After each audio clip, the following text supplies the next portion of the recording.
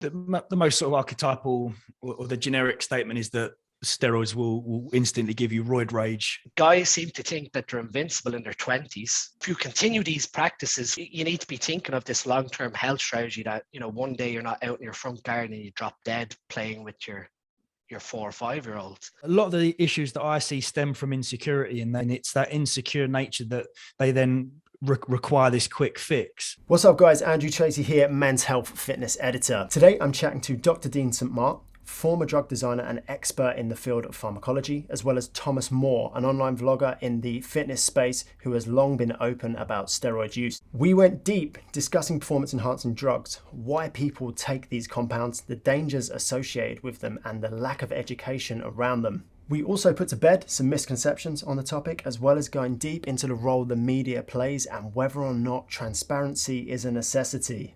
Just to give some context to the rest of the conversation, I wondered if you could give us a sort of brief history of your experience with the topic, your personal experience, just so as we go forward, we can kind of know what angle you're coming at it from, and listeners can kind of get an idea of your experience and your sort of qualification and education in the field. So Tom, if you wouldn't mind giving us a sort of brief backstory. My experience has been within the industry as a whole, kind of cycling on and off anabolics for the last, I'd say, 7 to 8 years. It came at a time whereby I started to look to compete in. So I kind of wanted to adopt the model of my previous coach that was very scientific based and try as best as possible to increase my knowledge within the area of anabolics and document my journey at the same time, because there was very little education on YouTube bar the kind of stereotypical meatheads like Rich Piana and Boston. So it was a kind of chance for me to document my own journey as well as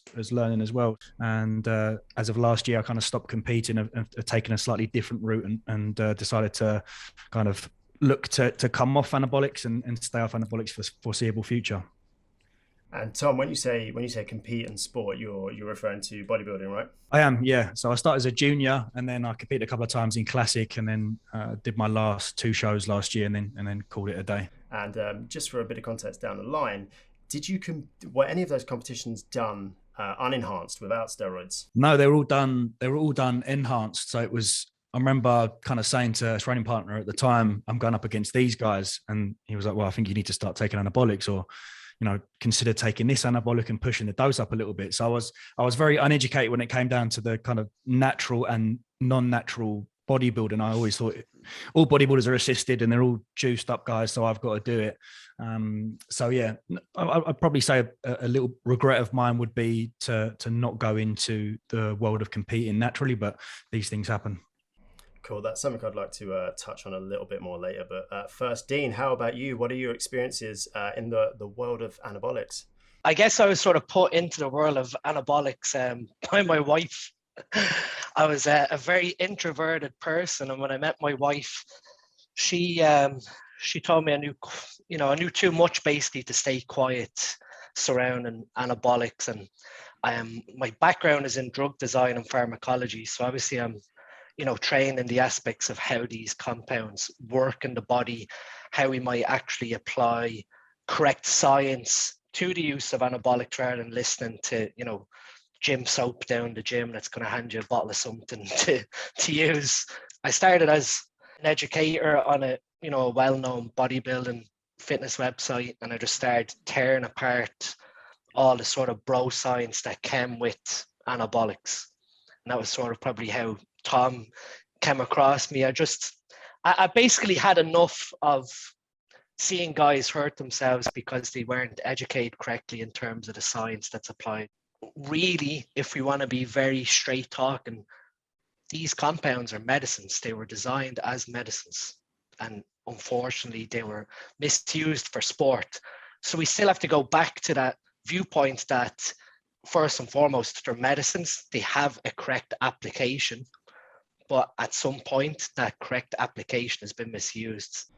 That's actually really nice. I'd like to stick on that for a little bit. And I wonder, in what ways do you guys think that the mainstream media gets steroid use or abuse wrong? Are there a lot of kind of generally kind of universally held beliefs that are out there, they're in the ether, they're in the media, that are just fundamentally wrong in your eyes? The most sort of archetypal or the generic statement is that steroids will instantly give you roid rage, which is, I mean, there holds some truth to it in the sense that if you have a predisposed, or if you are an angry individual, then the chances are these anabolics will probably exacerbate that issue. But I think there's a few things that the media kind of portray us steroid users to be very kind of dark and very unhealthy.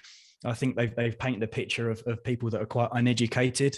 But unfortunately, there is, and it's not their own fault. It's not the individual's fault. But I think a lot of people do fall into that trap because they go into this process very uneducated and kind of just hearing what other individuals have got to say in the gym.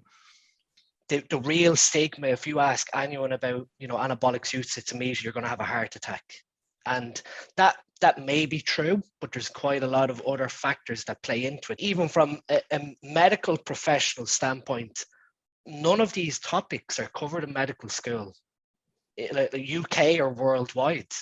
I've had GPs attend, talks that I've given on this topic surrounding, the pharmacology of these compounds and their health side effects. And at the end of the talk, I've had them come up to me and say, that's in that hour talk, you've covered more than what we've done in, 8 years of medical training. So there is a huge disparity in terms of even the education towards medical professionals to help, first and foremost, keep people healthy and safe. And then also to try and perhaps discourage use, but not with that stigma attached. It's just a case of erring on the side of caution from medical professionals. That it's, if they're not trained in these subjects, it's just far easier just to wave the hand and say, don't do that. It's incredibly dangerous. Do you think that in itself is either the lesser of two evils, or kind of can create a space of danger where people who are going to otherwise just go away and do this stuff aren't able to get the information they need, or don't even present? It's much in the same way that we talk about not opening up on other subjects. If you kind of know that you're not going to get the response, a helpful response, do you think that causes dangers in and of itself?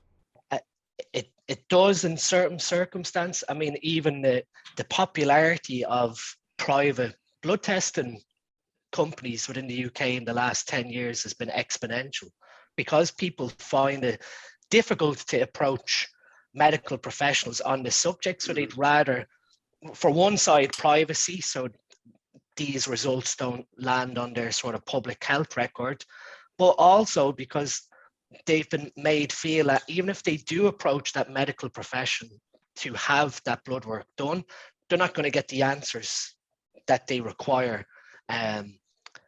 And again, that's probably a lack of education. That, when blood work comes back from an anabolic user, there are things that are going to be skewed, but they're going to be skewed within the norms of anabolics use that wouldn't be necessarily educated in terms of mainstream medicine.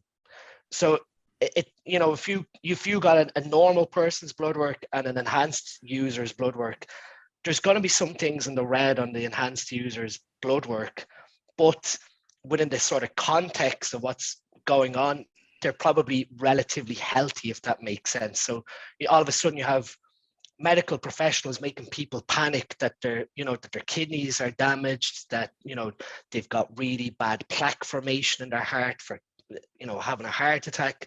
There's all these sort of things that really, I think, like you said, from one side, there's a privacy aspect where someone's really doesn't want to entertain having this conversation with their GP. And on the other side, they actually have probably come to realize, either through word of mouth or from personal experience, that it's just a waste of time. I don't mean to sort of denigrate the institution, but I do wonder if perhaps there's something in there in the UK with regards to the fact we do have the NHS, we do have a kind of free healthcare system as such. I wonder if that kind of puts people off of going to see their GP for blood work, etc. Whereas if we'd grown up in an environment where privatized medical services were the norm, perhaps that might be a little bit more normalized, if that makes sense. But do you guys both encourage users of anabolics to get regular blood work and to have regular talks with people who can assess that blood work properly? Yeah. I mean, that's sort of where my popularity came about, was that I started to openly offer a consultancy service to people to go through their blood work and get them to understand, in the full context of what they're doing.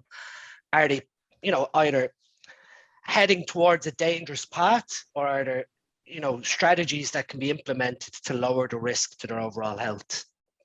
It's definitely something that has become very mainstream now in the last 2 to 3 years, is getting blood work done as an enhanced user, because of the availability and the open accessibility to getting it done. The problem that is now arising is that because of the open accessibility to it, guys are getting their blood work done quite regularly, which is great, but not taking action to the blood work. So it's almost like it's seen as a task to commit to, but not actually then taking action on that task. So they get their blood work every 3 or 4 months, blood work comes back and they sort of look at it and go, okay, but they continue doing what they're doing. It's great on one aspect that guys are becoming more health conscious, but on the other side, it is feeding into almost like a dangerous psychology that they get their bloods done. And in some cases, guys remain ignorant. So they get their bloods done, and because they've had their bloods done, you don't even look at the results. It's just sort of like an exercise to get their bloods done. Yeah, it's almost as if they're offsetting this. I'm the responsible one, so nothing bad can happen to me because I get my bloods done, and there's no further action of that. Just to kind of have some balance here, what do you guys see, or what have you experienced as the most realistic risks of anabolic use and anabolic abuse? I do want to kind of separate the two, but of anabolic use, what are the kind of biggest risks? What are the things you look out for in bloods? And in anabolic abuse, what are the things that, really do happen? What we're noticing is the downplaying of the results. So I'll have clients come to me that have been, there's this, we call it blasting and cruising in the industry. So it's going through a period of time where you take quite a large amount of anabolics and then you dip back down into a physiological range. And they spend such a short amount of time in this physiological range and don't correct the issues with their blood work. Then they go back into it and they just kind of layer this effect. So the increase over a prolonged period of time is the issues with lipids, is the issues with liver, for example. So that's what I tend to see is when a client comes to me that's been adopting a blast and cruising model for some time and hasn't rectified the original issue, and it's just kind of layered that effect of their blood work. It's all well and good to do your sort of blast, which I preferred to call a cycle. So you're doing your cycle of steroids. But then you're better off serving yourself up with a period, if you're going to continue to use, where you use maybe a dose of testosterone that's physiological. So you've moved your health basically to where it would be if you came off. Yeah, and it just ends up compounding. Exactly. What are the major dangers of pursuing that for too long? So if you're never actually coming off, you're never really giving your body time to recover, what are the main dangers that people face? So obviously, if your HDL is being impacted long term, it's not that we view HDL as being like good cholesterol and LDL being bad cholesterol. They're two sort of transporters in our body that have different functions. HDL brings fats and lipids back to your liver to recycle them, so you get rid of them out of your body, and LDL transports fats and cholesterol to your cells to be used.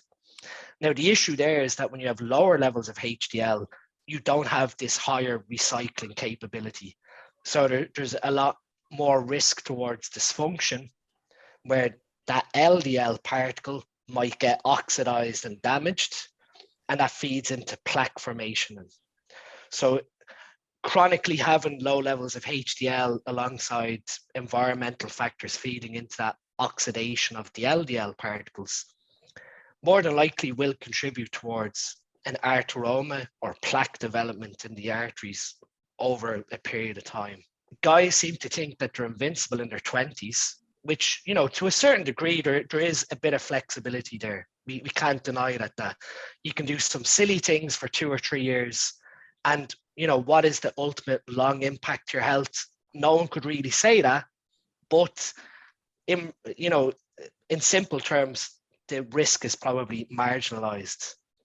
Whereas, if you continue these practices from your 20s into your 30s and potentially early 40s with competitive bodybuilding and the time that people engage in the sport, you need to be thinking of this long-term health strategy that, one day you're not out in your front garden and you drop dead playing with your 4 or 5-year-olds. And that is happening quite regularly, that, like what we even said with the media, there are quite a number of deaths, and I see it personally through working with some of the sort of privatized health clinics that deal with anabolic users, that just is not made mainstream. And I've had, horrific case reports of people who have even taken their lives because of the impact that anabolics have had to their life, causing serious health issues, which, for example, kidney damage, kidney failure, resulting in having to do dialysis. And these guys, unfortunately, just don't want any part of that for their long-term future, and have taken their lives, unfortunately. So it's a really complex situation, as you can see, but trying to get that education out there now to 20 to 30-year-olds about that long-term risk strategy, in my opinion, is vitally important. Well, it's incredibly sort of unsettling to hear. Just quickly, why do you think that is, that those kind of things aren't publicized when we do talk about this and we do talk about the dangers of anabolics anyway? That is a very good question. I mean, we know obviously the whole sort of, I guess, jovial side of it is, roid rage and guys smashing things up in a rage. But the other side of it that doesn't really get publicized then obviously is the domestic relationship disturbance that comes with anabolic use. And like Tom said, we can't really say, steroids cause roid rage. What really happens from a scientific perspective is that it amplifies your personality. What tends to happen in our brains is androgens will increase the amount of dopamine that your brain makes. So that's sort of where the positives of, increased libido, increased strength, all these sort of more motivation, more drive, that's what sort of drives guys into anabolic use. But on the other side, it can disturb the serotonin balance of your brain, and it can make you quite volatile. That at any moment, there could be just a sudden shift in that serotonin to dopamine balance that all of a sudden sends you into a rage that would not normally happen neurochemically if you weren't using these things. The media probably, to try and give a more broad view, would be then to move away from that stigma of use. And you'd almost have, if you reported, let's say, John, a 45-year-old who has 3 kids, he's a successful businessman, he competed as a bodybuilder for 10 years, dropped dead out in his front garden of a heart attack. If you reported on that, it would be a tragic story. But then if you report on that where you spin on it that, oh, by the way, John took anabolics for 10 years, now all of a sudden the public are starting to create that stigma again of, oh, well, steroids are bad. Steroids killed, John. You can see where this is a very delicate subject that if you were to report in the media as well, it has to be balanced in how it's reported. If you were to be really honest, John's diet since he stopped bodybuilding might not be all that correct. And John's eating, a lot of fats that can get oxidized in his body, and he doesn't take care of his health in terms of health supplementation that's available to him. He doesn't get regular health checks since finishing. So there's all these things that play into how John could have had that heart attack. Yeah, I can completely understand that. Tom, what are some of the kind of the bad symptoms or the bad kind of outcomes of use and abuse that you see presented in the gym, perhaps from people that don't necessarily, these guys aren't getting their blood work done, you have no kind of insight into what's going on in their body? What are the external kind of poor outcomes? So the telltale signs are probably an increase in kind of oily skin. If an individual isn't managing their estrogen properly, then the potential for outbreaks in acne as well and being quite spotty. We've obviously got things like hair loss as well if DHT isn't controlled. So those things, again, they can be quite acute or they can occur over a long period of time. I've known people that have kind of managed their estrogen quite well and introduced another compound, and then straight away they're skewed a little bit. But those would be probably the telltale visual signs of an individual. Something you touched on back then, which I think is really quite important, is this kind of mashup of anabolics, of these performance enhancing drugs and recreational drugs, party drugs. Do you think, is there any kind of credence to the idea that a lot of the bad rep steroids get in general is kind of a result of individuals who are mixing these two worlds as such? Do they kind of exacerbate one another? You go out on a Saturday night and see individuals that aren't on anabolics that are taking recreational drugs. There's not any less. I do feel like it's almost like a double whammy of serotonin. You've got this increased level of confidence because you look a certain way and you have the anabolics in your system, but you're also taking the recreational drugs. So you're kind of doubling up a little bit, and what goes up must come down. So you're seeing these huge variations in kind of emotion. I can again speak firsthand of going through quite a rigorous 6-month contest prep and then going to Ibiza. It's like that you're living in this kind of make-believe hyper reality whereby you're taking these recreational drugs, you're taking these anabolic steroids, and then the crash afterwards is appalling. So do you think that, despite the fact these compounds aren't in and of themselves, they don't create a sort of physiological dependence addiction in the way we think about something like nicotine or cocaine or heroin, whatever it might be, because of that kind of raising of that threshold that you were talking about, that is essentially creating a kind of behavioral addiction pattern?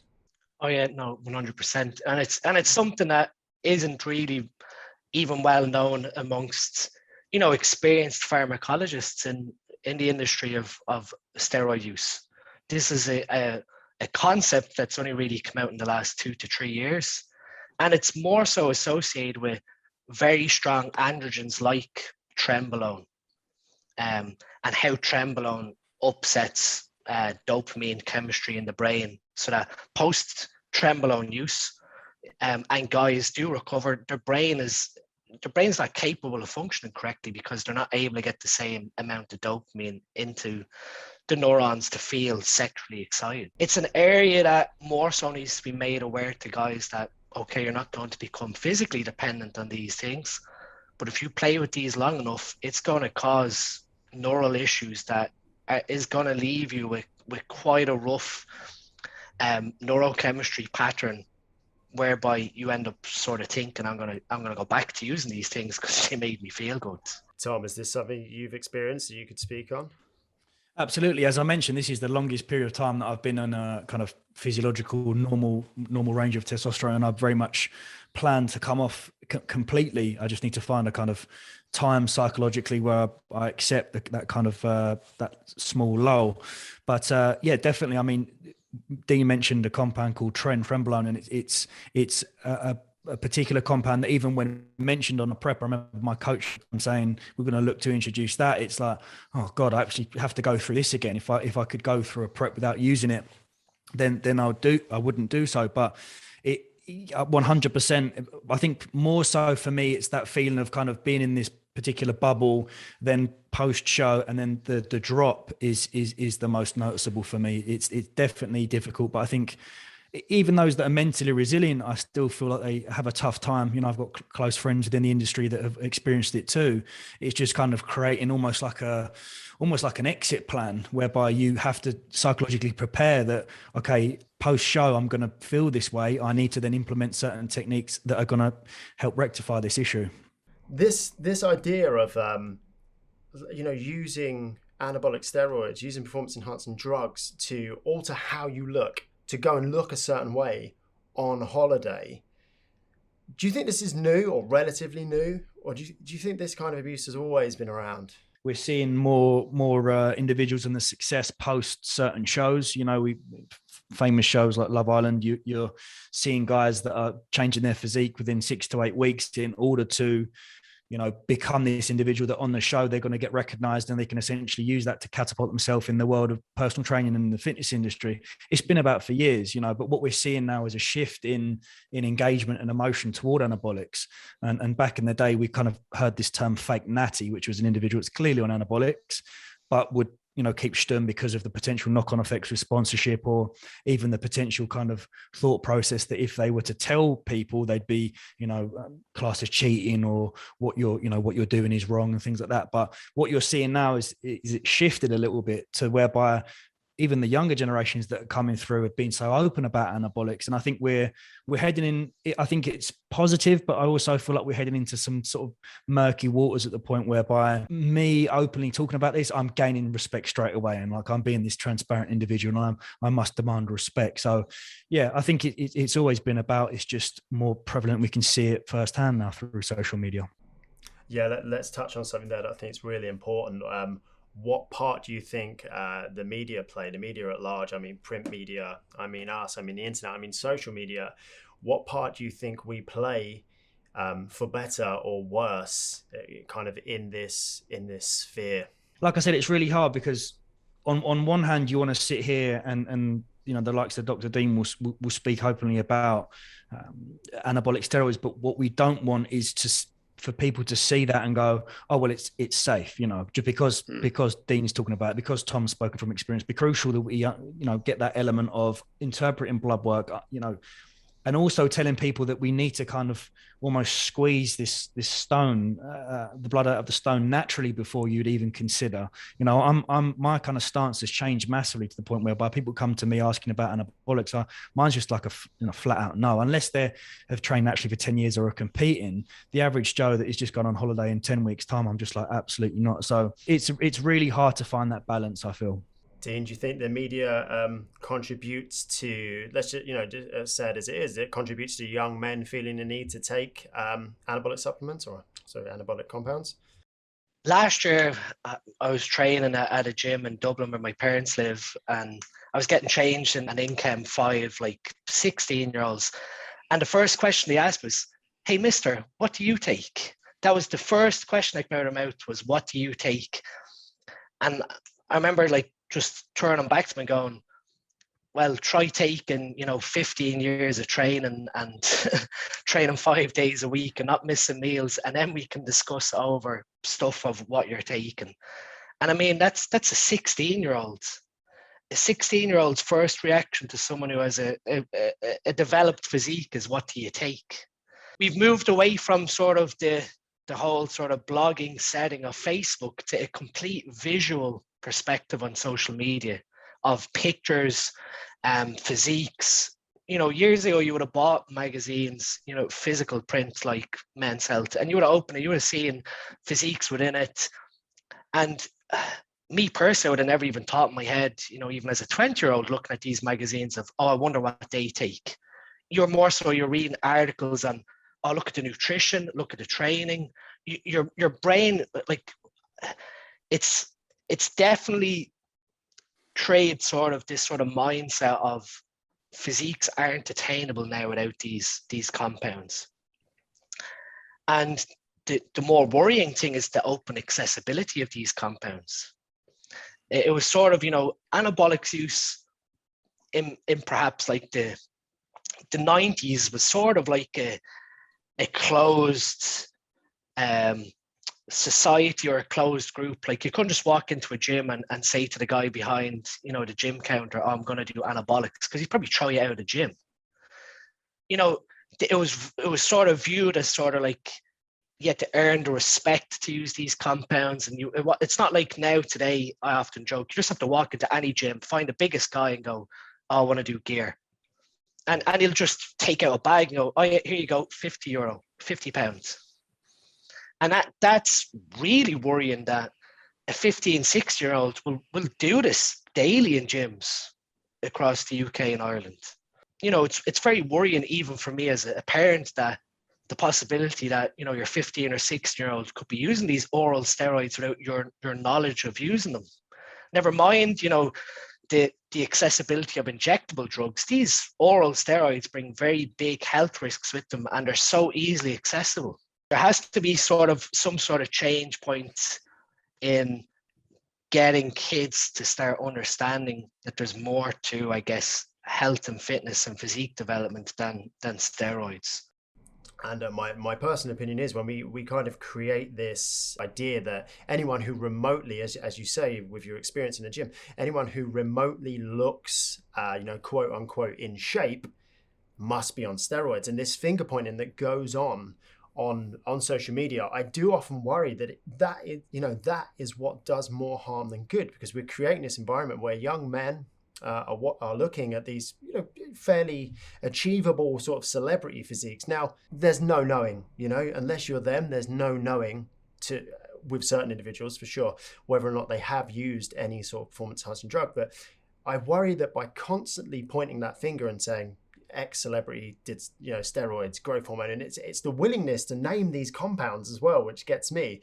Are we creating an environment where young men are looking and going, well, that must just be the only way to do it, combined with, as you say, this environment where it's much more spoken about, and it's much, it's not fringe, it's not niche, it's not just for like the huge meatheads at the like the Spit and Sawdust gym. I've often thought about, I don't really have any solution to how we tackle this sort of, the monster's out of the box, and how do we contain it. On one hand, we can't go back to sort of the archaic age where we're ignoring it and just, it's the elephant in the room and we're not going to speak about it. But on the other side, we're making it very accessible, like we've said, to young kids to look at these things that should really, in all honesty, like what Tom said, should be decisions that are made perhaps in your late 20s, early 30s, attaining an aesthetic physique, a muscular physique. Isn't that difficult at all once the discipline and the nutrition, the training, everything is there? These compounds, of course, will speed things up, but there's nothing that you can't outdo hard work. Because effectively, we all know guys who have taken these compounds and got no results. We can't be viewing them also that, that we take these compounds and all of a sudden in 6 weeks' time, you've put on 10 kilos of muscle and you've lost 5 kilos of body fat. The same sort of work ethic has to apply when you use these compounds to when you are natural. The main sort of thing that you're going to get out of this is that your training frequency and your recovery is going to be augmented, and your ability to retain protein tissue increases. That's the only difference between you as an enhanced versus you as a natural. So the underlying development of physique still comes from the nutrition and the training. Everyone else is doing. It's like you say, the demon's out of the box. So I guess now we are in the situation where education is important. Tom, is there anything that you think that mainstream media could do better in terms of its portrayal of not just anabolics, but men's physique, men's physicality, gym culture at large?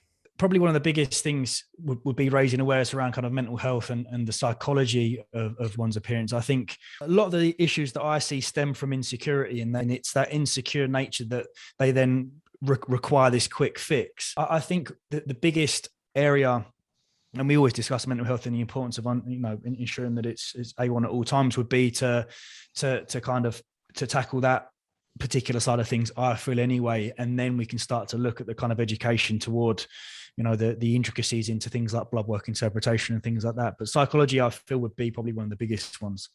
Do you think that people who are public facing, have a big public image, should be more transparent, or do you think that ultimately that would do more harm than good? Depending on whether or not they are or aren't taking things, but you aren't going to be in a position whereby a large actor is going to, even if they are come out and openly, they just won't do it. Their management, they just would not happen. So we can't even probably question that. Probably the lower rankings potentially. I remember there being some issue with Spencer Matthews going into the I'm a Celebrity because he was taking like oral Anabolic, and then as soon as that story came out, again the stigmas, more often than not, we're attaching ourselves to that stigma again. So I feel like when the bigger guys come out and the gen pop understand it straight away. I go to festivals all the time, and we always tend to talk about this topic of anabolics, and straight away it's like, I'll kill you, it'll do this and do that. So I even think the bigger names openly talking about is probably going to do not, very little good, if I'm being completely honest with you. I think it's down to almost the